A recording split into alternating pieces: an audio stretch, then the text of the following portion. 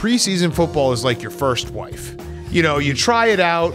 You try some stuff, maybe have a couple kids, and just see if it works. Yeah. Then you get to the regular season, your second wife, and like that. He always does those type of things. Then you hit the bye week, and that's when you can really dye your hair. Yeah, your get guma out there again. Yeah, your guma is your bye week, and then the playoffs come around. That's when you're 80 years old and you marry a 25-year-old. That's when we really's got to start meaning something. Pardon my take, YouTube, like and subscribe, like and subscribe. Best podcast in the world. Like and subscribe, like and subscribe, like and subscribe.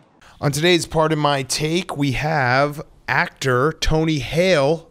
You might know him as Buster Bluth or Gary from Veep. Incredible actor. Awesome interview.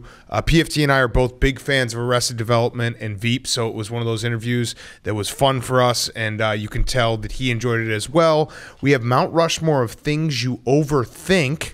Kind of a loose-ended one, but it's going to be fun. We have Firefest of the Week. We're going to talk a little preseason football, Field of Dreams, a little Friday show to get you going for the last couple weeks of summer.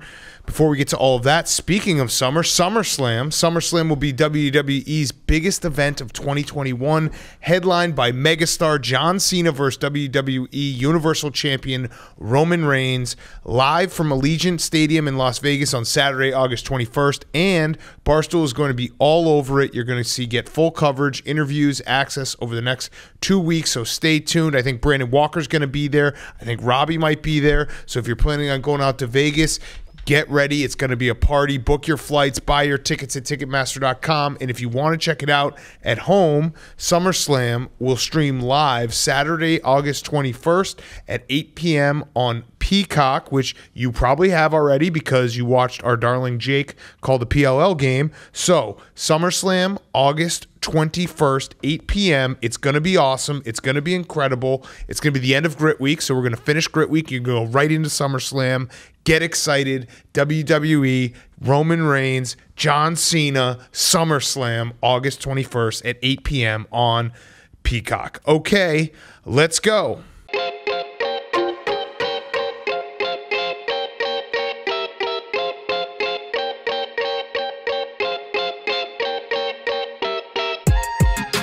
Welcome to Pardon My Take, presented by WWE's SummerSlam, coming Saturday, August 21st on Peacock, 8 p.m. Today is Friday, August 13th, and I want everyone to know it's not a setback, and it's not reason to worry, but QB Dak Prescott is planning on getting another MRI. That was the official tweet from the Cowboys account. I don't know if they did this as a joke, but I think when you say, like if I said to you right now, PFT, hey, don't worry about it. I'm already worried. Right there it is. There. We're already worried. Like, Why hey, would I don't be worry worried? about it, but I have to go to the hospital tomorrow. Why would I be worried? Just want to let you know, don't worry about it. Okay, picture it this way. Your girlfriend walks into the room. It's not a setback. It's not a reason to worry. But I haven't gotten my period yet. Yes. But listen, I'm still eyeing the game against the Bucs on September 9th. So from what I understand, Dak Prescott, who has not played tackle football since he hopefully sprained his ankle in week 3 or 4 last year? Bashed his ankle into the ground to try to put it back into place. Yeah, so he hasn't gotten hit yet, and he hasn't played in a meaningful game. His first action is going to be against the Bucs, who just won the Super Bowl. Correct. And they have... And the NBA title. Yeah. So that's going to be the first time he gets hit. Now, if I'm Dak, even if my shoulder's still not good to go right now, I would still have people do tackling drills against me in practice where I would get hit because you got to get that first hit out of your system to stop thinking about it all the time. I would just have people tackle me into a big mat so I didn't hurt my shoulder falling on it. But I don't see that going well for the Cowboys. No, I now that I'm thinking about it and reading it again, I think the Cowboys official account wrote this just for Jerry Jones because they're like, listen, Jerry Jones is going to get this information through the Twitter account, and we don't want him to talk to a doctor because he'll just be like, hey, Doc, make sure that Dak plays no matter what. So we need to just preface it with it's not a setback and hope he doesn't read the rest of the tweet. But if you're a Cowboys fan, you have to be freaking out right now. Well, it might be just a little preventative MRI. Yeah. Like a little just to be safe. Like, hey, I feel great, but it doesn't hurt. Well, it's not only a preventative MRI, it's another preventative MRI because it's another MRI. Yeah, that's true. Which is always great when you have to go back and look again to see what the injury is. I was telling Jake on the way over here, we were about to listen to Greeny, but we got here too early. He's going into the MRI tube, which is that you could say that's just like a giant weighted blanket. Yeah. He might like getting MRIs. Yeah. It might be comfortable for him. It's his safe space. It's By the cocoon. way, so we are in a undisclosed location right now. It's Grit Week is next week. So Sunday night we're getting on the bus and we're starting our travels. We have some great interviews set up. We just finished though our interview that we'll be running on Monday, and it was incredible. Let's just say that. It was incredible. Everyone's going to love it. It's someone people have wanted to come on for a long time, and it did not disappoint. Did not whatsoever. disappoint. Grit is exactly how I would describe this person. So that's why we're in undisclosed, not in our studio right now. It was a feeling where, like, certain interviews you get out and you feel like your day has been changed. We won the day. Yeah, we did. We put it won the that day. way. There's We won a little the day preview. today. That's now everyone's gonna be like, what coach says we won the day? Oh, every person in all of sports. Yeah. The ever. standard is the standard. Yes. But we have some great guests coming, and we also have our disc golf video coming on Monday as well, which I'm very excited about. Me too. Very excited about Yes, that. very excited about that. I think we're all excited. I think we're all very excited. Are you happy? Are you? Yeah. I'm very happy. Then I am. Okay, great. we're All all right, so happy. we can go on with the show. All right, so the preseason football is here. Are you going to be watching preseason football, or how much preseason football will you be watching? I'm going to be watching a lot of first halves of preseason Yes. football. Because remember, we only have 3 weeks. We only have 3 weeks. It's limited. I get to see Fitzmagic for the first time in Yep. a football team uniform tonight. I'm very excited about that. We get to see Mac Jones play a little bit tonight. The beauty of preseason is it is a true, like, you glass half full, glass half empty. You can just change. Like, if Justin Fields comes out and he's awesome, I'm be like, well, this is incredible. He's the best player ever. If he stinks, I'm like, well, COVID, preseason, like, you didn't expect him to be up to speed yet. You can twist what you're watching in a preseason game to fit however you want. 1,000,000%. If your offense looks terrible, like if you get shut out in all 3 preseason games, you're like, that's because our offensive coordinator is a mad scientist. He's got all the good stuff cooked up. Doesn't want to give anything away for the regular season. And isn't it? It wasn't the 0-16 Lions. Didn't they go 4-0 in the preseason? They did go That's the other 4-0. one that you can throw out there. So the preseason really is just it's like a Play-Doh that you can just mold to however you want to feel about your team going into the regular season. Yeah, it's like an appetizer. Colin Cowherd analogy. If you go out to a nice fancy dinner, you're paying a lot of money for it. You order the appetizer. If it comes out and it's average, but it's hot, you still feel pretty good about the rest of your meal. If it comes out and it's utterly inedible, you start to panic a little bit and you start to think about it in the back of your head. But just because you have an awesome set of mozzarella sticks that comes out, that doesn't mean that your Chilean sea bass is going to be properly cooked. I feel like the correct Cowherd one would be like preseason football is like your first wife. You know, you try it out, you try some stuff, maybe have a couple kids, and just see if it works. Yeah. Then you get to the regular season, your second wife, and like that. He always does those type of things. Then you hit the bye week, and that's when you can really dye your hair. Yeah, and your get guma. out there again. Yeah, your guma is your bye week. And then the playoffs come around. That's when you're 80 years old and you marry a 25-year-old. That's when you really's got to start meaning something. And that's when you get the convertible, and you really start speeding up in time for the playoffs. But watch out, because the faster you go, the harder you'll crash. All right, so preseason football. We also have the Field of Dream game. I think it's happening tonight. White Sox Yankees in Iowa, which is very cool. Like seeing the videos, I got chills when I saw A-Rod walk into the cornfield in his uniform. He might be coming back tonight. I don't know. That feels like that was an omen, or what's the word? Yeah, omen. Corny. Yeah, Corny. Yeah, it was corny too, but that's fine. No, I meant not in a bad way. Yeah, like the no, vegetable. cornfield. Obviously. No. Yeah, it was a cornfield. I just wonder where. not that corny. No, not that corny. Not A-Rod. Who carries A-Rod's uniform around with him right now? I don't know. I mean, Does he bring it with him? Has he got that thing on him all the time? I think he wears it underneath his clothes like Superman. He goes into a phone booth and then rips it apart. He's driving by, like, I always talk about how whenever I'm driving or, going past fields, if there's a game going on, I'll oftentimes like slow down or stop and watch the game for 10 minutes because it's just fun to do. I would imagine A-Rod like drives past a Little League field and throws his uniform on. He's like, hey, you guys playing a little game here? Mind if I hop in? Well, he makes sure that there's some adults around that might have cameras on them. And then he's like, what would really make all these kids' days if I stepped in and played with them and went yard like 5 for 5. Yes. And then that would be a great video for them to have later on in their life. Yes. All I'm going to say is if Ben Affleck tried to put on a baseball uniform and walk into the Field of Dreams corn stalks, I think he would look like a loser. I think we can all agree on that, He right? goes shirts for skin so he can show off that awesome back tattoo. Yeah, man. I think that if they play Which, by the way, I don't know if you saw the clip that went around Jennifer Lopez basically saying they're disgusting 3 years ago. That's interesting. with back tattoos? No, Ben Affleck specifically. Oh, no, I didn't see that. That's weird. It Sounds just all of a sudden changed? Sounds like he was living rent-free in her head a few years ago. He might just have to borrow Gallo's jersey. Who? He's 13. Oh, yeah. Yeah, you think he probably did? He probably was like, hey, man. Gallo? Gallo. He's like, that's it, right? Did you not go? You decided not to go with the J? Gallo? Gallo. I actually took me a second to realize you're talking about Joey Gallo. Yeah, Joey Gallo. locals Yeah. say That's it, the right? guy's name. Gallo. There's a guy, Gallo. Pico de Gallo. Pico de Gallo. So- Pico de Gallo. I think under normal circumstances, Hank is right, but that's just not how Joey Gallo. Yeah, no, he probably did. He probably was like, "Hey, Joey, your game's not till tomorrow.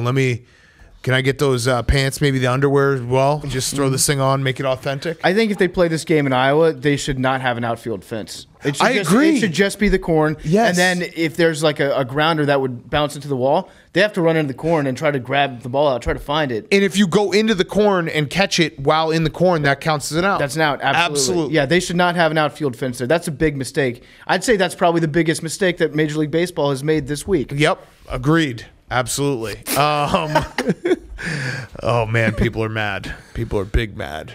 Yeah. Big mad. Well, it's not a setback. It's not a reason to worry, but No. people are upset about Barstool Sports Online. Yes. Yeah. I can't. You can't believe it. People Nope. don't like us. Can't. All right. What else we got? Anything else going on? It's kind of like we finally have hit like a slow period in the sports calendar. Well, I for would like our 1 week. two big things. Number one, USA Soccer's back. USA Soccer's in the top 10. We're Love it. ranked above Mexico after beating them in like 3 Coach's poll or consecutive- AP? What Yeah, rankings which are we poll? talking No, this is about? the computers. FIFA's? The BCS? ELO Chess has Okay. us above them. Where's And Bama ranked? Bama's number one again. Okay. Obviously, it's Bama. It's Ohio State, Clemson, Oklahoma, United States. I know we joke, but like if Nick Saban and the Alabama football team decided they wanted to be number one soccer team in the world, they would. Immediately. They right away. Zero training. Yes, they just would. If you put a soccer ball, if Nick Saban, instead of having a bunch of footballs out on the practice field one day, just tossed an Adidas out there, Yeah. we would immediately be ranked So number Bama one. should always be ranked number one. Bama's So we're number 10. one. We're top So 10. We're top 10. I think we're number 9 ahead of Mexico, so that's cool. And then the Well, other beat them every time. Yeah, exactly. Like it shouldn't even be a question, but it's news for some reason. I would actually go as far as say that it's not even a rivalry. A rivalry implies that both teams win occasionally. Agreed. And if you look back at the history of our last two League of Nations Golden Cups, like it's just basically us showing up Yep. out there. Yep. The other thing that I saw happening today was J.R. Smith is going back to college, which there has to be a documentary. Well, he It kind of needs true life. I'm J.R. Smith. he kind of stole Caleb, our good friend Caleb, who actually shot an 86. Shout out Caleb, who's trying to become a professional kidding. golfer. But not really. Whoa. But just kidding. You're saying allegedly? No.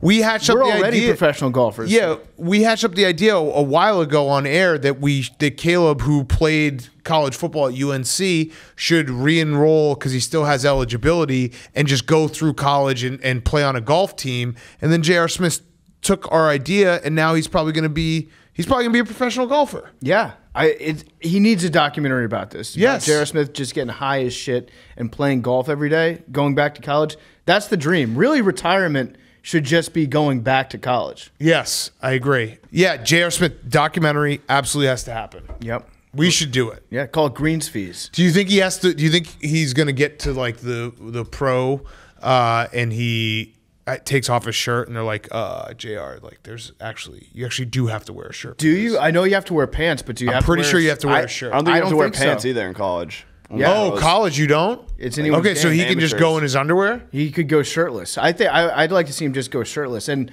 nice thing about J.R. Smith, in honor of Tiger Woods, his eyes are always red on Sundays. That's true. That is true. That was like a 1.8 Riley boobs. That one was tough.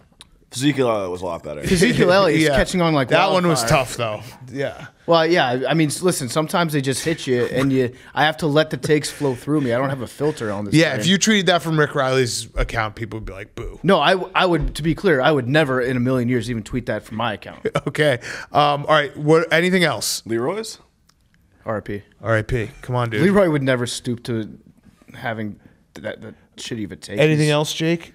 No, it's pretty late week. It is. It's weird. It's weird to have finally like a small break in the action. Oh, I got one more. It's a early who's back. Udonis Haslem.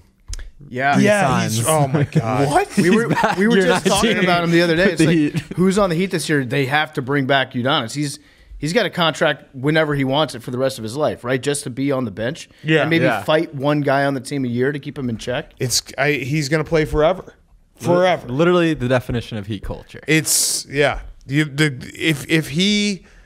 they ever don't bring him back on the Heat as a franchise, I think just cease to exist. He's got to have some serious dirt on Pat Riley. That's what this tells me. What a life. There should actually be like what is the roster in NBA? It's 12, right? There should be just a 13 man on every team that's like $1 million. Everyone gets it, and the player has to be 40 years or older. Just so we can see, like, imagine Shaq just standing on a sideline. Just every now and then, just let him go in. The Heat Big Three era, Juwan Howard was pretty much that guy. Yeah, that's true. He was active. That's So true. he got 1 year, $2.6 million. He's betting on himself for this offseason. Yes, We'll see what big he time. does. See if he is up and coming star. Udonis Haslem. See if he can catch on somewhere afterwards. All right, let's do our Mount Rushmore. Mount Rushmore is brought to you by our friends at Cross Country Mortgage. Cross Country Mortgage rates are unbelievably low right now, so don't pay the bank more money than you need to. Cross Country Mortgage is a people-first group of people. They're like us. They're dedicated to being upfront and talking to the people. So if you're looking to get a mortgage, it shouldn't be a scary word. Anyone can afford a mortgage, whether it be right this second or maybe you have to get a plan going forward in the next couple of years. You shouldn't be renting. You shouldn't be throwing away money. You should have a mortgage, and you should use Cross Country Mortgage. Also, if you want to refinance, Cross Country Mortgage is a place to go. So rates are an all-time low. They may never get this low again. Call today for a fast, free rate quote. Our partners will save you a lot of money. Call today, and our friends at Cross Country Mortgage will give you a free home valuation that is free to you just for calling, just like the all-star athlete. Cross Country Mortgage pushes themselves through the entire lending process. If they got blocks, they figure out ways around to get the ball over the line. Don't miss the window, as rates are expected to creep up. Reach out to them and see what they can do for you. And when you connect with Cross Country Mortgage, tell them Barstool sent you. So go right now to crosscountrymortgage.com/Barstool to learn more about your future home buying experience or refinance your current mortgage. Cross Country Mortgage LLC, NMLS 3029. All loans subject to underwriting approval. www.nmlsconsumeraccess.org. Okay. Mount Rushmore. Hank, great win. You won the Mount Rushmore. What? Great win. Back-to-back, just stud performances out of your account. Damn, you're good. But what? Oh, I don't know. This is usually where you guys we threw it. Oh, this is usually when you say Liam picked all your picks. No. Okay, Mount Rushmore. Mount Rushmore. We're happy. We're back. Mount Rushmore's back. Mount Rushmore. happy? Yeah, oh yeah. Oh, then I'm thrilled. So happy. Mount Rushmore of things you overthink is today's Mount Rushmore. I think we should let Noah, the sound guy, pick the order. Okay. Just 1, 2, 3, 4. Or it's got to go in order. So just pick one person and they'll go first, and then we go from there. All right, we'll start over here. All right. So we'll go this way. Took me. Good Or you pick, wanna go Noah. this I way? like Sounds Noah. Go. Noah says, okay, all right. All right, which way are we going? Clockwise? Yeah, me next, and then Jilly, and then Hank. Okay. Hank, all right. you cool? Are we all good? Yeah. Everybody cool with it? Yeah. Okay. Also, if you have Mount Rushmore ideas, tweet us at them. Tweet it at Jake. please. Jake has a running list of Mount Rushmore. We only have ideas. like 10-ish more. Oh, wow. I'm so sad. Okay, things we overthink. There are a lot of things. There are a lot of things that we overthink on this list. I'm going to go with one that I think we can all relate to is who to bet on the Super Bowl because you get that extra week. Yeah. Where you start third and fourth guessing yourself, and you just get into like this place where you're fighting you're playing a chess match against your own brain. Yep. At that point, Yep. so you overthink who to bet on for the Super Bowl. Okay. My first pick, I'm going to go with a simple one. Obviously, you have to have had a pet, but a dog specifically. What's wrong with the dog? If the dog is acting a little bit weird, if the dog makes a noise, you just sit there and you overthink everything that happens with the dog. What's wrong with the dog? Oh no, does the dog need to go to the vet? That's a big overthinking thing. Is that a limp? Yeah, I think that's limp. did I just hear the dog whine? Yeah. Why is the dog scratching its ear? It's the dumbest thing we do because dogs, for the most part, are usually very resilient and there's nothing wrong with them. But any little thing that might be, oh, the dog didn't eat all its dinner. Oh, no, what's going on? Yeah. So that really will fuck you up and you'll overthink it to death. The poop was a little bit loose. Yeah, Oh, no, right. I hope it doesn't. There's have so many bacteria. things that you can just constantly do. I remember when you first get a dog too, when I first got Stella, it was like every other week we'd go to the vet. It's like, what's that? Was that a growth on her paw? And you realize dogs are pretty chill. All right, next one. Jilly. Everything. Oh. Overthink everything. Okay. Yeah. So you are a beta male. No. Well, yeah. I just How are you I just have how are you going to make other picks alpha now? No, brain wait. waves. Billy just ended the draft for everyone. Yeah, but you're a beta because if you No, overthink it's an alpha everything. brain waves. No, I'd say alphas No. don't have to think. No, I think alphally, and then No, you don't. This is a terrible. Billy, if no, you, it's everything. Billy, alphas don't. Overthinking gaslighting everything. your So you overthink You're gaslighting. everything. So everything you've ever done, you've had to overthink it. when you have You've to think never made about a it. decision that's like that. Again, this is a beta mindset because I don't have to think about everything. Alphas don't think. I don't have to they overthink There's some everything. everything. Real A gangsters lot of don't people sleep. overthink everything. They take naps. All right. Well, Billy, Should I ask him? I think that you should just straight up not pick again because you just drafted everything in the world. Right, but sometimes you think about everything when you're overthinking. Now This you're is making me stupid. overthink All right, this yeah, pick is- of God overthinking. damn it. All right, my first pick and second pick is your food order at a new restaurant. Big time. Yep. Big time. I'll usually just get the same thing. Once I get something once, I'm a creature of habit. I'll just get it over and over and over again. But the first time, you never know. You don't want to mess it up. So that's one. And then my second one, I will go with when to use exclamation points. Yep. Okay. In emails. It's mostly in emails, and it's obviously work stuff where you're you put the exclamation point and you're like, do I want to be this excited? Is this the right place for it? Is this not the right place for it? Do I put a period, but then it sounds too serious? You want to seem excited, but you don't want to seem too excited. Yep. Does the exclamation point mean that I'm yelling? Right. Yep. Right. Right. Big time. All right. I don't think I've ever gotten an exclamation point from you, Hank. Is that because you overthink it? Well, we don't email. It's more like emails, Yeah. and I don't know. It's small talk and corporate talk. You're like, thanks so much, but you're like, I don't actually appreciate it this much. Yeah. Uh-huh. But I There do should- appreciate it. We should make a piece of punctuation in between a period and exclamation mark. I agree. Yeah. A I agree. hybrid. Yeah. All right, Jilly. So this one, you guys feel free to veto it. It's kind of similar to Hank, but I had how to word a text/email. That's fine. Yeah. Okay. Absolutely. Yeah. There's definitely variations to all these things. Yeah. Yeah, so- Okay. How to word a text. You probably do that a lot. Oh yeah, Yeah. Just stare at it 3 times, read it 4 times. Do you do that with us too, even? Not really with you guys. No. You've let your guard down? Yeah, a little bit. I like you guys that. got me I out of like my that. shell. We've Yeah. already gotten to that point in the Uncomfortable relationship. environment for Yeah. Jake. When I do that, I always check to see if I'm texting with another blue dot person because then I'm like, oh shit, they can see me overthinking. I start to overthink how I'm overthinking the Yes, text, yes. and then I'm like, they're looking at this, and then sometimes when I get the other thing done and I see other people's blue dots, I start overthinking what they were about to text. Right. If I text them first. Right. You get in that blue dot, bubbles face off. Yep. Cheat code. You know what you do? You type the text in notes and then you copy paste it. That sounds Seems a terrible. lot of Yeah. work. That But sounds that's awful. for super serious texts. Give me a scenario where you would copy and paste from your docs. Like when you're texting your coach. Okay. All right, you mean Saying- sexting? Saying what? I don't know, just like important stuff. Hey, I think I'm good enough to play quarterback still. Maybe. Hey, coach, it's not a setback. All right, my next Come on, one part of my take again. is when to leave for the airport. Big time overthinking. What time do you leave for the airport? Do I have enough time? I don't want to be there for too long. What time zone am I in? Yeah, what time zone you're in. It's such a stupid, silly, easy thing that like we all have done a million times.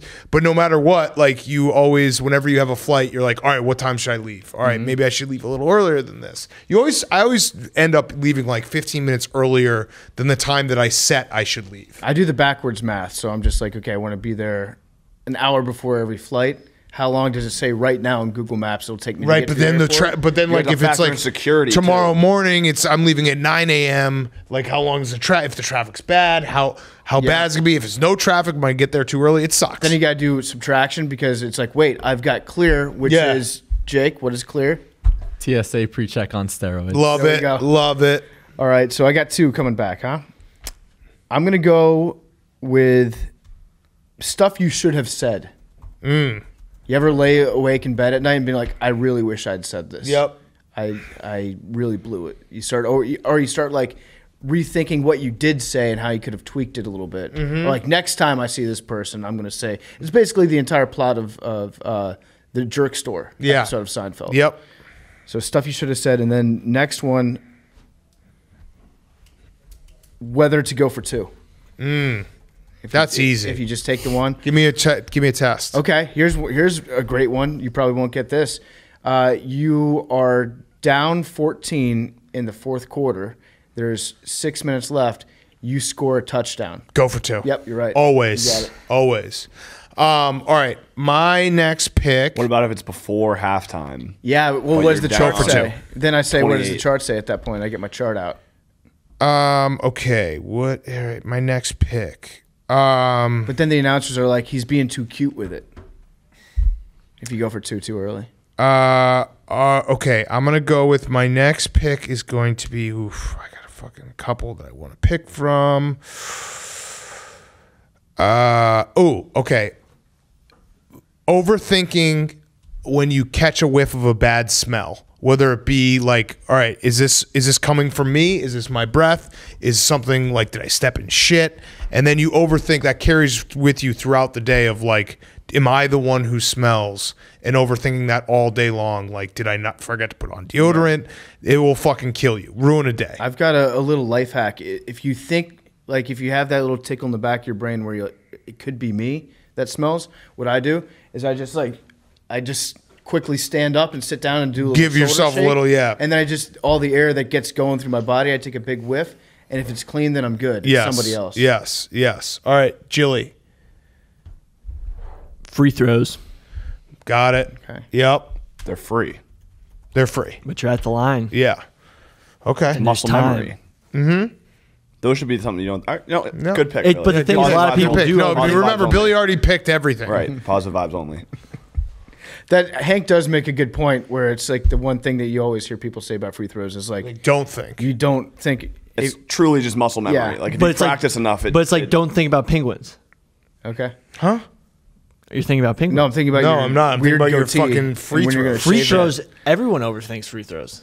Training, like the people who No, I actually think that like the best free throw shooters never overthink. exactly, free but throws. most people aren't the best free throw shooters. Okay, but what? Who are you? Who takes free throws? Like, What are you all right, fine, forget it. You know I what? think That's a good pick. you can overthink. Yeah, there free are throws. people who overthink it, It's but happened. like a lot of people don't overthink it.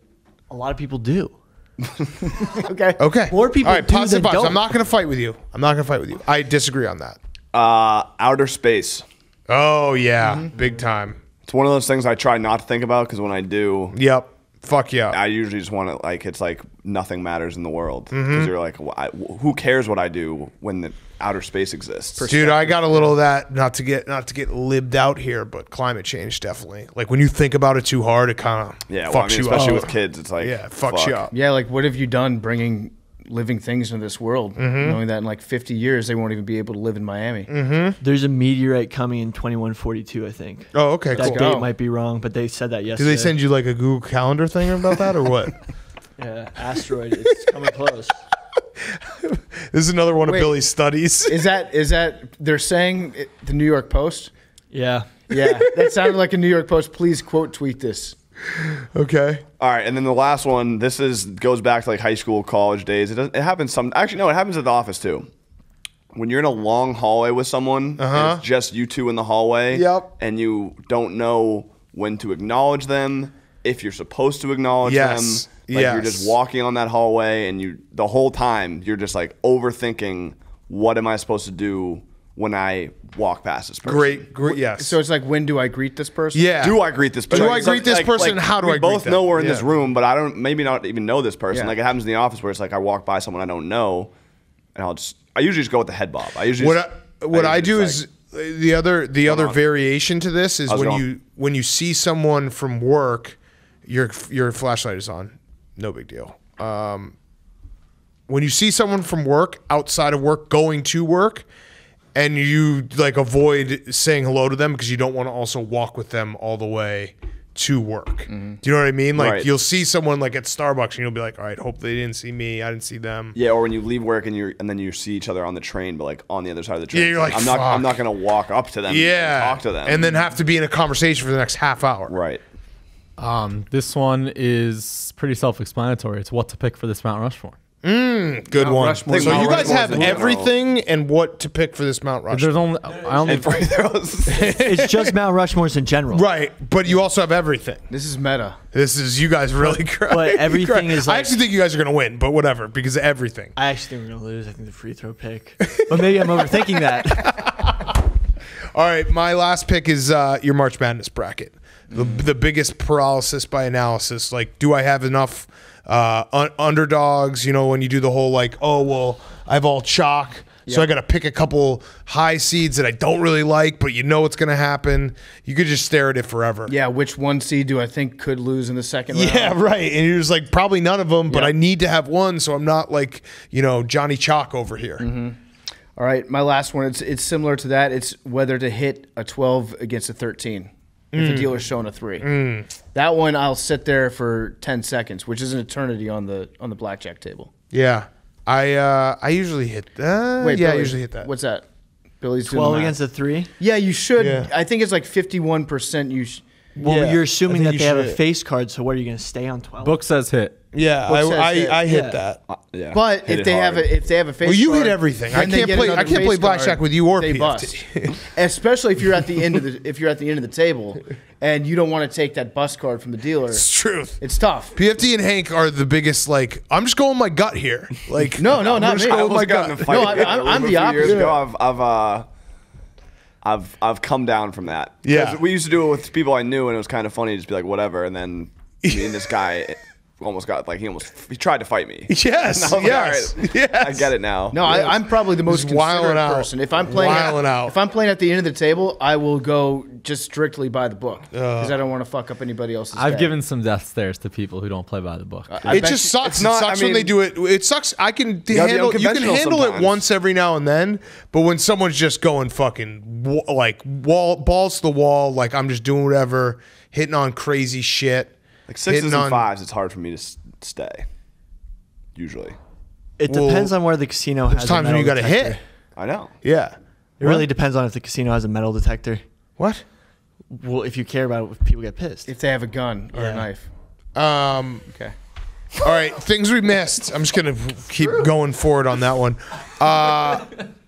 Stain on your clothes. Can people, like, if you have a little stain on your clothes and you're like, shit, can people see this? Yeah. Or like a wrinkle? Wearing jeans and shorts or sweatpants multiple days in a row, or like, Yeah. can I wear this? Like, it's clean, but if I wear it again, am I going to get judged? Even though it's clean. Yeah, I've got Like jeans, like sometimes I wore jeans like 3 days in a row. I'm like, is everyone noticing? Is someone in Yeah, the office yeah. going to be like, dude, you wore those 3 days in a row, Yes, man? yes. I've got what to get for appetizers. Yep. I just order Appetizers. everything. I Yeah. never overthink that one. So if you got appetizers, I don't. I'm. That's actually one of my gifts is not overthinking that. I'm typically I'm the guy that will try to narrow it down to 2 appetizers, but then if there's a third one that's looking really promising, it's just go with the sampler. No, I just Get do the it all. Get the I do it appetizer all. sampler. If a person is late, are they dead? Like super late? Like the time PFT slept till like 1 o'clock. Yeah. On a Wednesday. That was weird. I just assumed he was dead. I thought I was dead when I woke up. Yeah, those will fuck you up though. Like if someone who's notoriously on top of things and like good with communication just doesn't show up for a couple hours, you're like, well, that person's dead. What else did I have? Oh, where to go on vacations. That's a tough one. That's a bougie pick, but I like it. Yeah, no, I agree. because you got to make it count. Right. Yeah, Billy. When someone hangs up really quickly, and you don't know why, like mid-sentence. Oh yeah, That's another one. Oh, What about, is this guy a cop? yeah. Is this guy offering me a goo ball at a Fish concert, a cop? Is this person on steroids? Whether or not someone's on steroids. Yeah, that's a good call. I think a better stop pick would have thinking been about that. everything on mushrooms. Then you really overthink everything. Huh. But you overthink everything. Kinda. Yeah. Okay. Do you see what I'm saying? Like that makes you a little bit of a... No, because then you like think about every single scenario and have a plan for it. But then you're just sitting around thinking all the time. Well, what Never else- acting. what No else are you action. doing? A lot of action. Okay. A huge miss is, does this person like me? Yep. And Yep. that's not just like a member of the opposite sex. It's just in general, like, am I cool with this person? Another one off of that is like, was that joke offensive? Yeah. You know what I mean? Like when you're out with maybe a new group and you say something, you maybe push the line and you're like, wait, did they take offense to that? Fuck. Like I probably shouldn't have said that. This, maybe Liam or these guys can understand, but I overthink whether or not when the guest comes in, like if I'm supposed to introduce myself or if I'm supposed to just take a back seat and like just let you guys do it. Because sometimes they come in, they look at me and I'm like, all right, I'll go for it. But sometimes they just go for you guys and like I don't know what to do. Yeah. Kobe Bryant just like R.I.P. no one introduced me and I was standing there like ready to introduce myself and no one introduced me and it was like super awkward and I still overthink it. R.I.P. Did you introduce himself? No.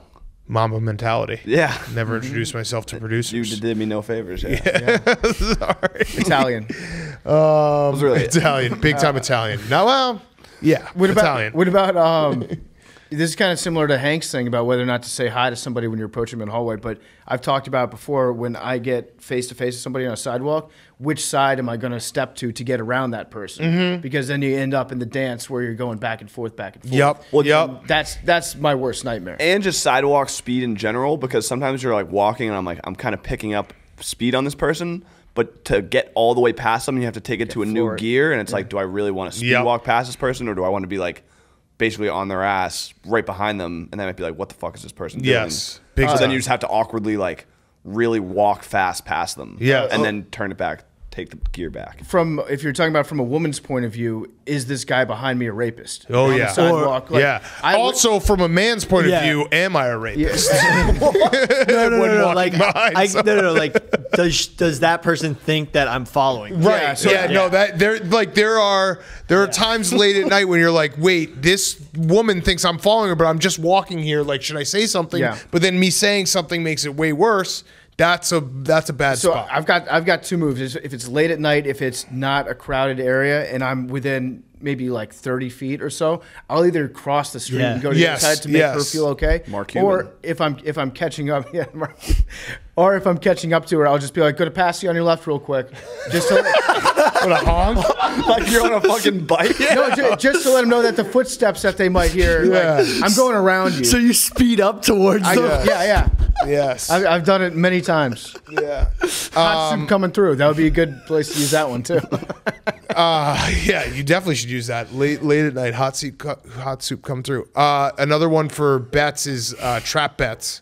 Like a trap bet or a letdown spot where you're like, all right, this team is in a letdown spot, but do they know they're in a letdown spot? So then I should bet on them because they're going to be extra motivated. You can definitely drive yourself crazy overthinking. Yeah, just overthinking a rat line in general. I smell something here. Vegas knows something. Big time. All right, is that anything else? I think we got them all. Jake, That was a good round. did I swear on the hot mic? Kickoffs. Kickoffs. What about kickoffs? What about them? Just What should you do onside? yeah, like should I kick the ball? Yeah. What's your No, other that option? was a Foul- call back to free throws. Do you think there's overthinking? Yeah. That was a good roast. Do you think It's there's more like extra points. Okay, yeah. Overthinking when to that's foul fair. up 3. Yeah, that's a good one. Understand. I mean, I cycles. don't think they should overthink that, but yeah. A massive one that we missed. When should I put out this album that I've been creating that I named after my mom that the world's waiting for? That's another true. one that you can That's do. true. How far can I troll the world? Yeah. The And we're finding future. out. The future, yeah. future. Yeah. Oh, and the fuck. past. The future is a good one. The Future. future. Yeah. the SpongeBob future's reference. Never mind. good. Dude, give us a SpongeBob voice to end this. Bah. All right. All right, PFT, you got a quick word before we get to Tony Hale? Yeah, before we get to our good friend Tony Hale, I want to remind you guys that the Chevy Silverado, the brand new Chevy Silverado, is the best truck. It's the strongest, most advanced Silverado ever. Silverado is strong, it's advanced, it's dependable. Most of all, the Silverado is hardworking. The Silverado demonstrates grit. It oozes grit. It's dependable like the people who drive them. The design is big, bold, and commanding. It's a truck that really turns heads. And maybe the best part of the Silverado, I had a friend that took his new Silverado up to our beach house the other week, and the tailgate is incredible. The tailgate, it looks like a party. It is a party in a truck. I can't wait to go tailgating with him. I can't wait to have college football coming back, NFL football coming back, have the tailgates kicked off. If you're going to be tailgating, you want to have the best truck to tailgate with, and that is the Silverado. I'm telling you, just look at the bed of this truck. It's got like 7 different things that you can do with a truck bed. It's insane. It's awesome. Go check it out. Go test drive it today. Great for road trips. Great for helping a friend or family member move. Great if you're moving. Great for off-roading and towing. So we also have a special deal where if you whisper delicately into the Chevy salesperson's ear, "Pardon my take sent me," they're going to give you a full tank of gas. They're going to give you $100, and they're going to give you a cup of coffee. And they might act like they don't know what the deal is, so they might actually not give you that stuff, but we're telling you that they probably will. So Chevy Silverado is the strongest, most advanced Silverado ever. Go down to your Chevy dealership today. And now, here's Tony Hale. Okay, we now welcome on a very special guest. He is an actor. He's a fantastic actor. It is Tony Hale. He is 2 new things out. Let's start with that because we got a lot of things to talk about. I think both PFT and I are very big Veep fans, very big Arrested Development fans, so we'll talk about that. But I wanted to bring up the 2 things that you're promoting, 9 Days, which is out in theaters now, and then The Mysterious Benedict's Society, which is out on Disney+. Is that 2 of the most opposite end of the spectrum things that you promoted at once? Because I watched the preview for 9 Days. That seems like a pretty heavy movie. I want to watch it. Seems heavy. And then you got a children's book, which is a fantastic series in its own right. So that's how do you like switch back and forth when you're doing these promotions? Well, I don't know if it's the most extreme because I remember promoting Veep and Toy Story Okay. at the same time once, and I was like, yeah, those you can't get more opposite than that. But yeah, 9 Days. I will say, even though they're very different, 9 Days. I think there's a lot of cool themes, especially with what we've all been through this year. Like 9 Days talks a lot about not taking moments for granted and living for the moment, which I feel like I have woken up to, post pandemic. And then Benedict is about kind of there's so much noise in society and finding the truth above the noise. And so both of those, there's a lot of parallels happening with what we're all going through. Yeah. Yeah. I'd like to go back a little bit to kind of before you started your acting career, or I guess as it was just beginning, because I read that you moved out, you decided to move up to New York. You were trying to decide like, okay, how do I get this thing started? I feel like, people eventually, if they've decided they want to be an actor, they have to make a choice. Am I going to do New York or am I going to do LA? Why did you decide that you were just going to try to make this happen in New York? That's a great question. For me, and I can't speak for anybody else, but for me, New York felt a lot more accessible. Also, it was a little more of a theater town to where you could, agents, because at the time I didn't have representation, agents, they went to theater, they went to showcases where people doing scenes, you could showcase your work. LA, this was before the digital time. So, and nobody went to see theater really. So it was tougher to kind of showcase yourself. That was a big reason, but also LA is very spread out. LA, I think it's tough, where you live, that's kind of your connecting point. If you have a friend on the West Side, it's tough to get them if you're on the East Side. New York, it's like a 20-minute subway ride wherever you went. So it felt like when I was younger, it was a lot easier to find a community in New York. And I would assume that being in New York is why you got cast in Sopranos, which was your big break, right? People forget you were in The Sopranos. I was an oncology nurse to Uncle Junior for a day. Okay. And I was so nervous. I was so nervous because I'd mainly done commercials. I was kind of a commercial guy for years in New York. I was always the guy I was like the quirky, not all there guy, which has pretty much led into most of my career jobs. But I was that guy. And then I got the Sopranos gig for a day and I was like, oh my gosh. And I remember I had to hold I was giving him chemo and I had to like do it very specific. And when I get nervous, sometimes my hands shake. And I was like, God, please, just like keep it steady. Keep it steady. We do a thing where we spoil The Sopranos on this show. We're not going to do that right now. I think I might have just spoiled it. Yes. Well, you didn't. You didn't keep Uncle Junior alive. Sounds like you were a terrible doctor. I was. Yeah. Maybe I was a good doctor, but inside as an actor, I was losing my mind. Well, you kept him alive long enough so that he could shoot his nephew. Okay, there's the spoiler. People get very mad at us. You're welcome. We'll bleep that one out. So you get a job on The Sopranos. You start working. You eventually I also read that you were handing out flyers. Were you one of the people that was like on the street in the Village being like, comedy show tonight? No, it had nothing to do with my work. It had to do with, I think I was handing out something for like air conditioning units or something in Bryant Park. Wow. And they just hired people just to hand, and I just hand off. I had every job under the sun. I did that. I temped. I did cater waitering, which I actually really liked because I waited tables after college, and waiting tables was really tough for me because they get pissed about food. Like food, people get pissed if it's not right. But with cater waiting, you don't have to deal with the people. You just put the food in front of them, you make the party look nice, and then you break it down. You don't have to talk to the people. Yeah. So I really liked that gig. And you get extras at the end. I did some cater waitering as well in college. Yes. Yeah, you get all the extras at the end, which they make way too much food every time. Yes, and you devour it. Yeah. It's just like vultures at the end of the night. I remember there was this big opening of the Philharmonic, and I remember giving out this dessert, and in chocolate on the plate, they had a score of one of the pieces they were playing that night in chocolate written on each plate. And all these people would just devour it, at the table. And I'm like, like, just look at the plate for a second, man. Yes. And also, if it's a catering event, no one's going to like come up to you, the waiter, and complain about the food. It's like, well, exactly. You got it out of a giant pile. I'm not going to send this one piece of chicken back to the cook. 100%. This may be a dumb question, but Arrested Development and Veep, two of the funniest shows ever, were they as funny like on set as it felt like? Because there's a difference. There's shows that you watch where you're like, okay, it's funny, but you don't really feel like people are probably breaking, like cracking up during the filming of it. Mm-hmm. Veep and Arrested Development, it always felt like if you could see the full cut, you guys were cracking up continuously and having to redo takes. Is that fair assessment? Yes. And my favorite thing to watch is the gag reels, because that's all we did was crack up, to the point where Julia once said to me, because I was laughing so hard during a take, she says, Tony, you're not watching the show, you're in the show. and actually, on my desk here, I always have, I don't know, I guess people who are listening can't see this, but if you're watching, can you see this? This is a picture of Julia and I cracking up in a scene. Do you see that? Yes, I love it. Great. Did she make you laugh the most out of anyone you've worked with? She made, yeah.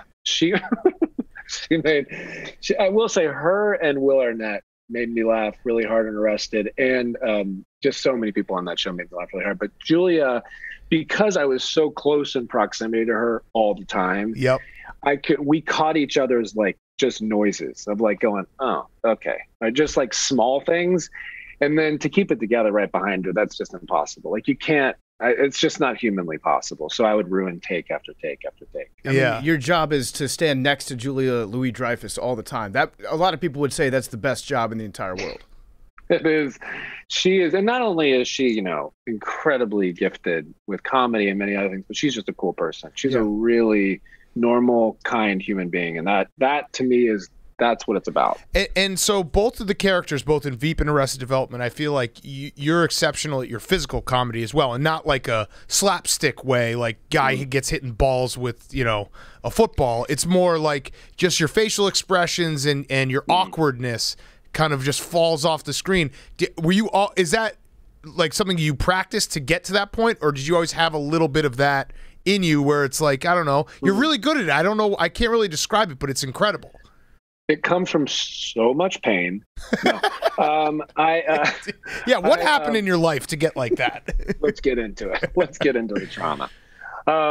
No, I think I was actually described, my character on Veep was described as a bitchy mime because she didn't let me speak. Selena never let me speak. So all I could do was use nonverbal. Like right. I just clowned it up behind her. I would just do facial expressions, and that was my way of communication, was nonverbal. So I got very used to just finding different ways to communicate when I couldn't say anything. Yeah, you know.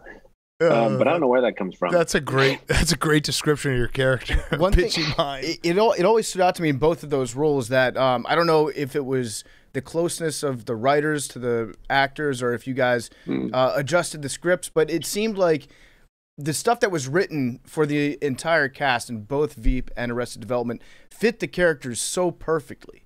It was almost like you guys were coming up with it on the spot and then refining it yourselves, which I know is not how it works out. But what do you think the magic was between the writers' rooms and the ensemble cast in both those shows that make it such like a seamless show to write and then perform? Yeah, I think a lot of it, honestly, was in both situations, and I'll speak of Veep first just because that's what I just came from most recently, is the writers were always working in a team. So even though David Mandel or Armando Iannucci was the showrunner, he always had writers around him to bounce ideas off, to give alts, to find, and then the actor was able to contribute stuff. So there was this real collaborative back and forth. So it wasn't like there was one set thing and you hoped that it worked. There were many different alts. And then when they got to the edit, they see which one works the best. So, and that's to me, like when you have that kind of control in comedy, it's like my way or my way or the highway, like I'm right, this is the right joke. You're just shooting yourself in the foot because that collaboration and all that kind of arrogance and entitlement, it just sucks creative energy out of a space. You got to have that playtime, the team and bouncing, and that's where you're going to find the magic, I think. Mm-hmm. Yeah. Is there one joke? I mean, if you want to hear a dumb question, here's a really dumb question. No, it's not. Is there one joke from either one of those two shows? I'll give you the option, maybe one from each. What is your favorite joke from Veep and from Arrested Development? I would say, my favorite, joke, like line of Arrested Development was the one that immediately comes to mind is Jessica's, Lucille's, when she says, it's something like, it's a banana, Michael. How much can it be? $10? Like, she was so checked out. Like, and then, but the joke of Arrested that made me laugh every time was Tobias's Blue Man Group. Yes. And how he thought it was a support group for depressed men. Like, I just, that and him going back and forth with Miss Featherbottom, and that made me laugh every time. Veep, they were just such, let me say this, the insult, the insult that made me laugh the hardest, because that show was full, and the insults that were thrown at Jonah, who was the tall guy. Yeah. I think he was called once Frankenstein's monster if Frankenstein was made entirely of dead dicks. And I just thought there's nothing better. Yeah, I mean the insults on Veep, that was so much fun just listening to you guys go back and forth with those. I can't even imagine what the process was like coming up with them. It's just you probably have to keep like a journal down when you're walking around and you just think of something and it's like, okay, this is going to go on the show. Yeah, and they did. That's all they did. Like these writers, they had their tablets and they would just constantly write and come up with ideas and say, "Oh, try this," and it was just playtime. It was really fun. I don't think that you think we can ask a dumb question. I don't think you can ask a dumb question. Was that the real White House in Veep? Okay, that's close. Okay. All right. Nice. But I think it could be the real White House in Veep world. Ooh. So we're gonna frame it that way. What kind of chapstick did Selena Gomez use? Selena Gomez. Oh, sorry. Selena Myers. Selena Myers. Yeah. That was that was my dumb question. Yeah. He totally meant to do that. let me ask Selena Gomez Yes. what her favorite chapstick. Maybe Burt's Bees. Yes. I can see Okay. Burt's Yes. Bees. Do your parents still hate or not Yes. like Arrested Development and Veep? How is that possible? I won't say hate. Hate's not the right word. They just don't get it. They never got it. To this day, the only thing they thought was funny was when Martin Short came on. They were like, that guy's funny. That guy's funny. Everything else, I don't get it. I don't understand it. And to this day. What about Veep? Veep, they thought it was funny, but they had a lot of notes. They were kind of like, they're a little mean. Wait, They're a little mean. what do your parents find funny? Like, what's their favorite? They like the show Mysterious Benedict Society. They Okay. like that. And I think, because it's a little more, I love it because it's a little more young adult. It's a little more, it's smart, but I would say, kind of wholesome messaging and stuff like that. Veep and Arrested were a lot for them. Yeah. Yeah. It was a lot for them. Like, I mean, I remember they told me once, they said, oh yeah, my friends love Arrested Development, Anthony. And they said, we don't get it, but they love it. And wait, and they've watched every episode, I assume, to support you. It's questionable. Oh, okay. I was going to say it would be, that's quite a fate to be able to have to watch every episode of 2 series that you don't find funny. Yeah, they don't. I don't think they have. I don't think they have. They might have seen some clips on YouTube. Is this a situation where like they might not understand the character entirely? So when you go on SVU, do they watch you on Law and Order? I never asked them that. I'm sure they did. I mean, I would think though it's very. I mean, that was an intense show. I think my daughter. I did it twice, and once I think my daughter was kidnapped, and I had to cry the whole time. I don't know if they did. I'll have to ask them. Is that fun? Kind of like stepping out of what you're known for and playing a character that's completely 180 degrees different from. Yeah, it is fun. Like something like 9 Days. This movie is really fun. Was really fun to do this character because he kind of has moments where he kind of fights back a little bit and is a little bit, kind of tries to buck the system and stuff. And Gary was so emasculated, so beaten down, never had a voice. So it's nice to do that. I will say when I did that Law and Order show, I remember I was in LA and I was coming to New York, and I lived in New York for many years. So I called all my friends and I was like, hey, let's go out. I'm going to be shooting SVU. We'll go out at night, go to dinner, have drinks. This will be so fun. And then I do the show crying all day. And I'm like, I don't want to go out. I don't want to go out. Like you have to kind of live in this space where my daughter was kidnapped, so it's like, and then I'm just like, yeah, let's go have dinner and have drinks. Like I had never at that time experienced, because with comedy, you're just like having a good time and coming up with bits, and so you can kind of carry that and go out. But like sometimes it's so heavy that you just want to go home and sleep. Wow. Yeah. That's interesting. I mean, that would be, I guess, the sign of a good actor, because I would probably just be like, yeah, let's go out. Whatever. Or just a guy who can't separate his emotions. Yeah. Or you just keep like, I don't know, like a bee in your pocket or something that can, like some tweezers, just pinch yourself until you cry. Yeah. And then It's after like you're that. done, you're like, okay, I feel great now that I'm not in pain That's anymore. good. I love that you had the bee the first. Like a live bee that I would let go and just go. Stab yourself with it. Going to get back to Tony Hale in a second, but before we do, I need to talk to you guys about a problem facing America right now. Everyone's exhausted. Everyone's out of it because they're not sleeping in a bed that's right for them. And the sleep that they are getting sucks. This problem has a name. It's called junk sleep. Junk sleep is called by staying up too late, working in bed before going to sleep, watching TV in bed before going to sleep, using your phone or tablet in bed when trying to go to sleep, not taking the time to unwind from the day and prepare for bed. It comes from sleeping on a poor quality mattress.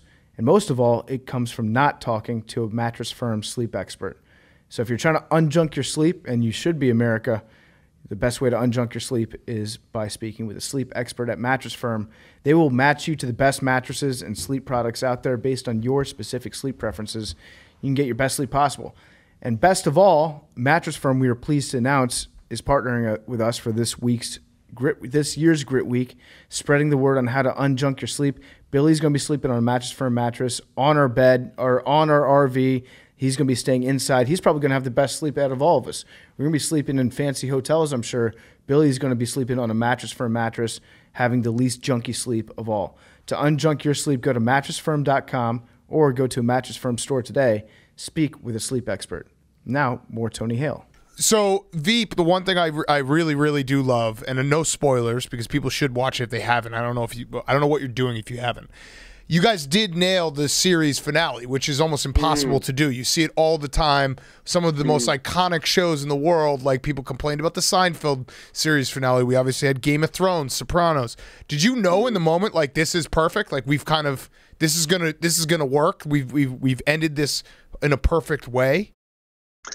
I don't know if all that credit goes to David Mandel and the writers, what they came up with. I think you're always. It's so personal, and we worked on the show for 7 years, and I love these people so much, and I love the character and the stories. That I think there's always an anxiety of like, is this capping it the way it should be capped? I don't know. I mean, you hope for the best, and then thankfully it really worked. But I'm sure everybody kind of hopes for the best, really. Yeah, it is remarkable. It is probably like it's been done very few times where people walk away and they're like, yeah, that was a good ending. Right. The problem with that is now everyone's going to be demanding that you come back and like make a movie out of it later. Yeah. When's the movie happening? Yeah. I'd love to do that because I think there's that space, well, I don't want any spoilers, but there's a space in between that you see in the finale, and that'd be really fun to investigate what happened during that. It would be. Are you saying there's a chance? Oh, I mean, I'm not saying that. Those are the big wigs have to make that decision. But I know that me and everybody involved would just jump at the chance because it was a gift to do that kind of writing and to also work with, like I mentioned before, people with no ego, like no arrogance. Like it's a team, and in this business, you find a lot of that kind of control sometimes, that arrogance. And it was just such a gift when you have a whole environment that's very giving like that. Mm-hmm. So after a day on the set, if you're working on Arrested Development or Veep, are you a guy that goes home and like you watch comedies in your spare time, or do you turn on something that's more of a thriller, something like a little bit darker? Like, how does that affect your day? Like, do you come home still wanting to laugh more? I love that question. Thank you. Great question. I can't watch dark stuff. I can't watch dark stuff in general because half the time I'm like, hey, guess what, guys? This is on CNN somewhere. Why am I trying to be entertained by this heaviness? Like, it's just, I can't. That really, I don't like people going in a theater and wanting to be terrified of somebody being murdered. Hey, like that's happened. Like I don't know what that does. Still to this day, I don't understand that. But to detox, I'm the guy where I will go on a YouTube spiral and I will watch prank videos over and over and over and over. Okay. I love that stuff so much. It makes me laugh. I watched the one, have you seen recently with if like a parent or something is asking their kid for more toilet paper and they're in the bathroom and they say, hey, can you give me some toilet paper? When the kid comes back, they put Nutella on their hand. And then they go, oh, I'm so sorry. And these kids are like, what? Did you just put poop on my, wait, what? Like, and some of these kids start gagging and then scream. I mean, it is the funniest thing. And that kind of prank stuff just makes me howl laughing. I love that stuff. What about, and like soldiers coming home to their family. Oh, like, you're going sentimental. Okay. The dogs, I'll too. go sentimental. The dogs greeting. What about puke videos? You like puke videos? No, I don't like puke videos. Damn. I didn't even know they were out there. Yeah, no, they're out there. What about injuries? Like really bad injuries? No, because then I'm like, that I feel too bad for them. Okay. That's like, I also do compilation videos where if like, The Voice, like when people get chosen or the golden buzzer on it, but I never want to see somebody rejected. Oh man, so you're living, all right. All positivity. It's like, it's all pot. And I think it's just because that if I'm going to detox, I want that kind of energy of just laughing and positivity. Just seeing somebody, their dreams, let me go, no, you're not right. It's like, oh God, I'm in a business of rejection. Why do I want to watch someone just get rejected? All right. Well, I mean, I thought we found a common ground there. My prank videos, I like to see someone get like horrifically maimed or injured. But yeah, do you like the scare ones? What about the ones where they're like, have you seen it? The guy's like, he's a bush, and and people think, and they kind of jump out at him. And scare him. Have you seen those? I like those, but I only like it when the person who's getting scared like fights back and will like knock out the guy who's scaring. You need that extra level. Yeah, you need that extra level.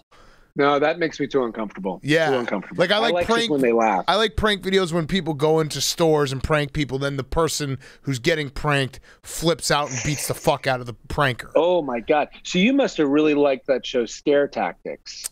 Yeah, which one was that?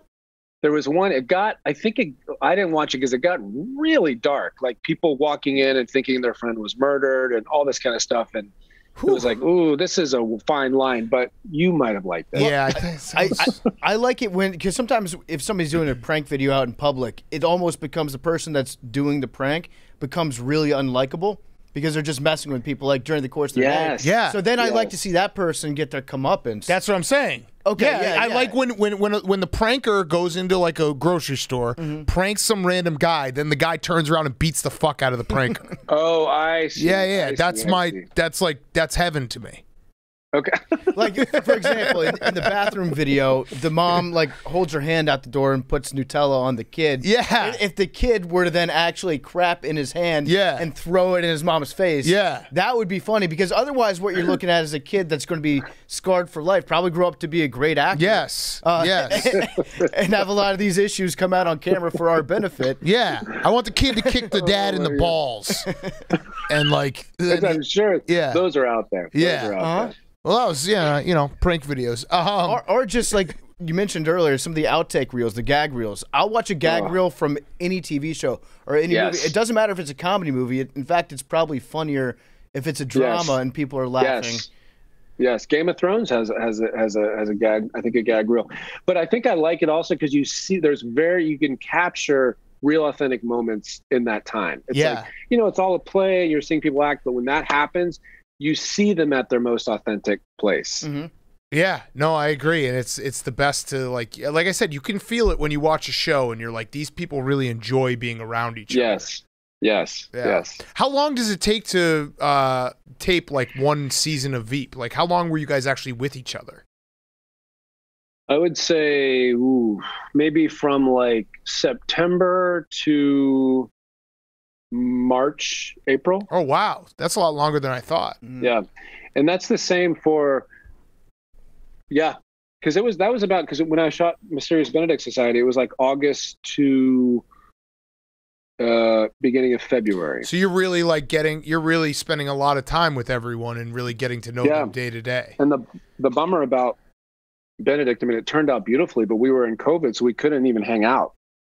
And I went to Vancouver, I took the job. I was very excited, but I was hoping I could fly back and forth to LA. Once I got there, I couldn't come back home for 5.5 months, and we still couldn't hang out with each other. So that was a bummer because we really didn't have the opportunity to get to know each other. Wow, that is a bummer. Who's your least favorite person on the set of Veep? Let's get into it. Who's the biggest ego? Oh my God, there's no one. Biggest diva. Biggest diva. Yeah. I would say there was no, I won't say it. Did you ever walk up to Julia and you're like, "Hey, Seinfeld, like that was pretty fucking cool." I think I would do that at one point. Even if I was her colleague, I'd be like, "Yeah, remember Seinfeld? Like that was awesome." It is wild though. When you work with somebody, obviously you're working so much with them and you forget about kind of their work history. And then you kind of wake up and you're like, wow, that Seinfeld, that was a cultural phenomenon. Right. That was on it might continue to be every single night. Right. And it was also before, TV has clearly changed in the last 10, 15 years. It was very much, there was appointment television shows and that was one of them. Yeah. What was your guys' absolute appointment television show when you were younger that you never missed? The Simpsons. I was actually probably Seinfeld. Yeah, I watched Seinfeld when it came out every single. I think it was Thursday Yeah, nights. it was Thursdays. Thursday the Simpsons nights. started on Thursday, then it moved to Sunday. I think in part to not compete against Seinfeld. And Boy Meets World too. I loved Boy Meets World on Friday. Oh, yeah. nights. Because what about well, you might not have had a pre-VCR where you couldn't even tape it. I had a pre-VCR where you could not miss it or nobody saw it. Mm-hmm. And mine was the Carol Burnett Show. Okay. Okay. I've heard. With Tim Conway. Yeah, and it felt like it was like I don't know. It's something that we've definitely lost in TV where everything is on demand. That feeling of like, I have to be here. I have to watch this. Same with music. We would listen to the radio, and this was before, I mean, we had cassettes, but you had to have your cassette ready to tape it. Right. But if you missed that song, like, you would have to wait until the next top 40 or whatever. Right. I had some mixtapes, and I think all the songs started about 5 seconds into the intro. So it was like a rare treat when you got to hear the very beginning of that song. Yes. You're like, oh, that's the part I was missing. So I've actually heard that I should go back and watch some comedies that were from before my era, and the one that gets brought up a lot is I Love Lucy, which I've never watched before, but I've heard that it holds up very well. I'm curious if you've gone back and watched shows that were around, before you started watching television. I remember watching I Love Lucy. I just did the movie with Nicole Kidman about the behind the scenes where she plays Lucille Ball about I Love Lucy. Huh. And it's really going to be amazing. Aaron Sorkin directed it. But I watched I Love Lucy. I would say I would go back and I'd watch the Dick Van Dyke Show. I think I'd like to. That's one I need to dive more into. Yeah. Well, Tony, this has been awesome, man. We really appreciate you joining us. We're big fans. Everyone go check out 9 Days, which is in theaters now, and also check out The Mysterious Benedict Society, which you can watch on Disney Plus right now. Yeah. Thanks, guys, for having me. I really appreciate it. Yeah. You guys are fun. Really fun. Thank you. Thanks. All right. Blessings, blessings, blessings. All right. Good to See meet ya. you, man. Thanks so much. Take care. Thanks. Tony Hale is brought to you by our great friends over at Golden Auctions. If you collected sports cards or memorabilia as a kid, they're back in a big way. If you want some extra cash, your cards might be worth a few bucks. I know I've got a shed that's probably got 6 or 7 different binders of baseball cards from the late 80s, early 90s in them. I might have to go take a look at that, call up my dad, be like, Dad, you need to send this up because I'm trying to put these on Golden Auctions. Now is the time to head up to your parents' attic, take out that childhood sports card collection, see what it's worth. Golden Auctions is the leading marketplace for trading cards, collectibles, and memorabilia. The August card and memorabilia auction runs from 8/11 to 8/22. August 11th through August 22nd. You can bid on a box in which you could pull a Steph Curry, James Harden, or a Blake Griffin rookie card. That's Blake of the Year runner-up this year. We're excited to partner with Golden Auctions. We'll be hosting more streams later this year, so stay tuned for more card breaks. To get involved in the next auction, bid now at goldenauctions.com. That's golden with an I, Goldin, auctions.com. Okay, let's finish up. We got Firefest of the week. And then reminder, Grit Week starts next week. Monday, great guests. We're getting on the RV on Sunday night. So get excited. We'll be traveling around. Got some videos coming out. Got some good guests lined up. Should be a great time. Okay, Firefest of the week. PFT, why don't you kick us off? Okay, Firefest. Got a pretty big Firefest this week. I'm leaving vacation. Oh, no. So after this is over. no. I know Hank feels my pain. no. No, he doesn't feel my pain actually because he doesn't. Oh, no. But I'm going never back. take vacation. Yeah, that's true. I'm going back down to the house today. Going to pack everything up and come back to the real world on Saturday. I'm going to miss the Jersey Shore. I feel like I've become a Jersey Shore guy this summer. You're like, what are you going to do on Saturday? I don't know. There's no pork rolls in There's New no York City. pork roll, egg and cheese, salt and pepper ketchup. I can't go down strictly to the beach and just lay out there. The best part of my day has been just like going down to the beach on a Saturday and laying down for 5 hours in the sun. So I've reached peak tan PFT. This is as dark as I'll get. Hudson And River. So it's not the same, Hank. It's not the same. It's all downhill from here. So it's bittersweet. Bidding I'm sorry. adieu. Sorry. Thank What's you. the sweet part? Apologize. Well, I get to come back to work and football starting, so that's nice. That's sweet. All right, my Firefest is quick, short, and quick. My son is just swearing like nonstop, and he's using it appropriately. like in the correct context, which makes it way worse. Like if he drops something, he just says, "Oh shit." So it's like he knows the meaning of it. You know what I mean? It would be one thing if he said it and it had no meaning, but he knows exactly like when something goes wrong, he just says, "Oh shit." Are you the only swearer in the house, or is like, I'm the main swearer in the house, I'd say. So we're working on it. I can help if you need. I'm trying to go OG. Yeah, I've been using OGs. Yeah. OGs has been it's Fudge? OGs is not really F-bomb? I mean, oh shit works. Like he's swearing.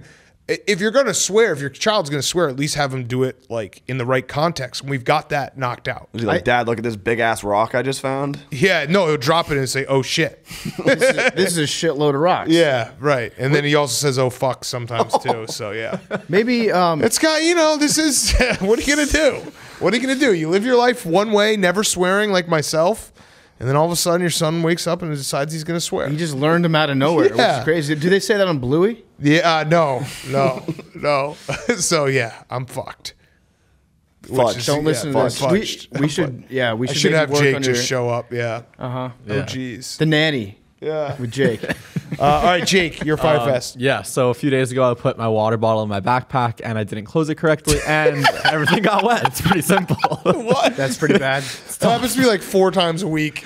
Brutal. Just everything's Yeah. What'd you say Luckily, when you my laptop opened it wasn't up there. and looked in? Fudge. Fudge. Oh, Fud. Oh, Fuddruckers. Yeah. Good burger place. Yeah. All right, Billy. I was inspired by Hank saying he wanted to get a six-pack for Grit Week. And I was Wait, like, you next year. well, this That's weird year- because you said it was going to be this year. No, he said August. August. He didn't specify. So it still is August. I might have said Great Week. Didn't happen. Yeah. I thought it was when I said it. I believed in myself. I think But I you also pushed back failed pretty myself. hard when I said that's ridiculous. And you guys all called me a hater. Listen, it's one of those things. Like if it's gonna happen, you have to be the person to believe it. Mm-hmm. Like if I said, But you and didn't even believe it. I did at the time.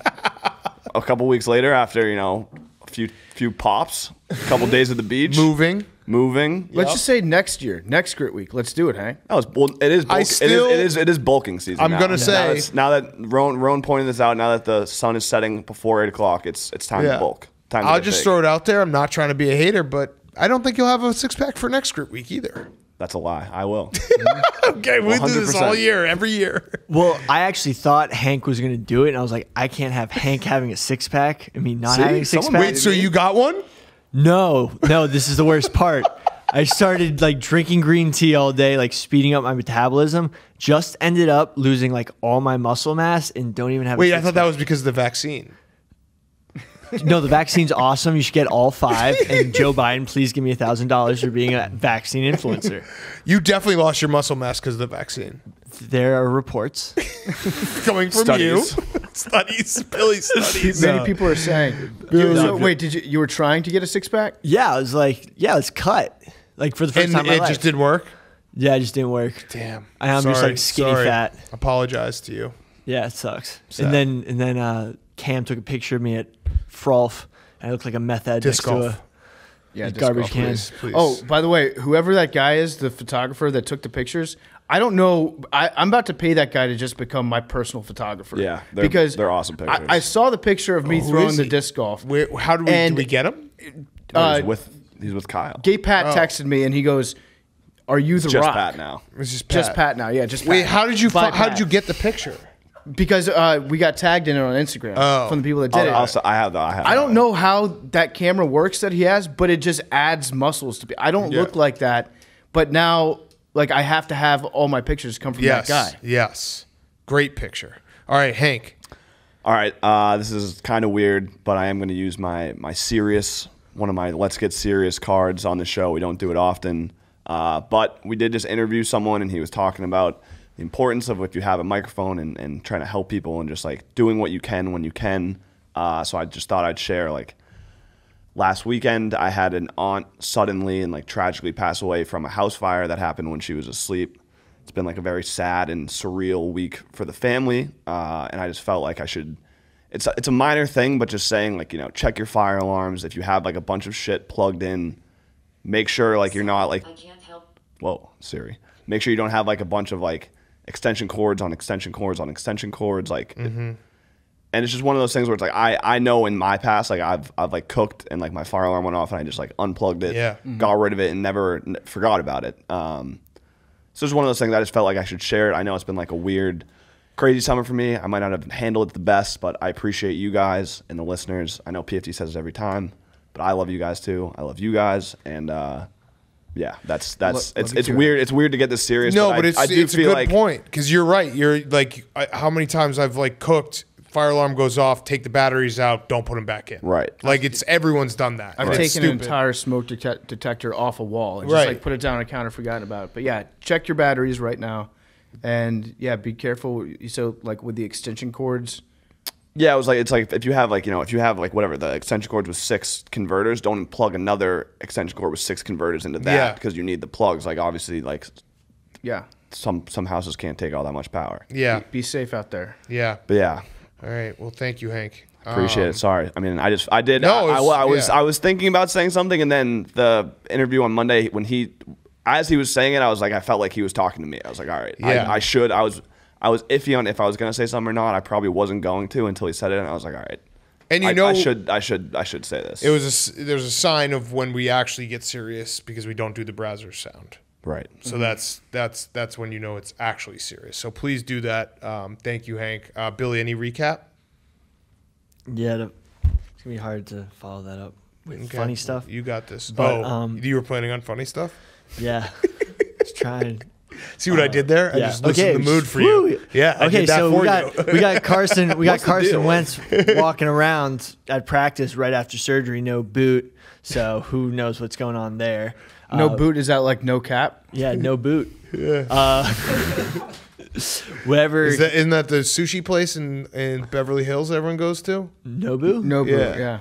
It's off the 405. No, are you sure? I thought it was off the PCH, 1. PCH. Oh, it's a PCH, yeah. But don't go like around 5 o'clock. Oh, yeah, or like 4 to 9 p.m. Forget about it. You're not going anywhere. Urban Meyer has not announced whether Trevor Lawrence is the starting quarterback week 1, which is, intrigue. Trevor Lawrence trending downward. Sam Ellinger trending upward. Stock up, stock down. I'm just saying. Billy, if Sam Ellinger has a better career than Trevor Lawrence, like I will quit my job to become my only job in life will be to be your PR agent, to just remind people. Like, I'll be one of those Jesus freaks who's like, has the Lord saved you today? Like, have you remembered that Billy Football correctly predicted Sam Ellinger over Trevor Lawrence? That's my promise to you. Also, a little fun stat, Cam Newton needs 1,426 yards to pass Steve Young, Troy Aikman, and Kurt Warner on the all-time passing list. Ooh. Wow. And then also there's a bunch of funny local commercials coming out featuring NIL athletes, which I think we should start reviewing because some of them are hilarious. Yes. I like that idea, yeah. Also, when we got to the hotel last night, I turned on NFL Live, and they were talking about Jameis, and all of them were like, Jameis should be the starter, and Hasselbeck was like, yeah, Jameis is young, 27. Like, if Sean Payton figures it out, this is your starter for the next 13 years. What? I was like, we're doing we're doing that thing where everyone's going to be Tom Brady. Yeah, he's ruined it for everyone else. Where it's like, oh yeah, it looks like we're set for the next 15 to 20 years if you have a good rookie quarterback. Yeah, like just 27. The Bears are now set for 24 years. Yeah. Think about that. That's pretty good. By the way, crazy. I think I'm in on the Bears this year. The clips that have been coming out of training camp are incredible. I know what you're doing. I'm serious. Yep. Yeah. I bet on them. Yeah. Mm-hmm. I'll put a future down. Yeah, I put a future on them. Love it. I'm sorry for believing in the Bears. Yeah. No. You do. Let me be the first to say the Bears are back. Yeah, you do. Yeah. Duh, Bears. All right. Numbers 1 to 100. I got the random generator. 69. 73. 99. 18. 8. Billy and Jake are looking. Noah. 10. Noah's got 10. Okay. Everyone remember your number. That's 93. I don't think anyone said it. Salmon can swim in salt and fresh water. Oh, Can nice. we? What can about we go, brackish Can we go water? back to Wednesday real quick? Can you What run is back that fact? Oh, the one about elephants? Yeah. Okay, so elephants look at humans like humans look at puppies. Elephants think that humans are cute the same way we think puppies are cute. Because we're like small creatures to them. Yeah. Okay. That's Whoa. That's good That is clarification. crazy. Thank you I for listened bringing to it that back, and when I was editing it, and I was like, wait. Yeah. So they like want to scratch us behind our ears with their trunks and They stuff. want to give Yeah. us boops. Yeah, they want to boop us. Oh, we're very good boys. I love it. Love you guys.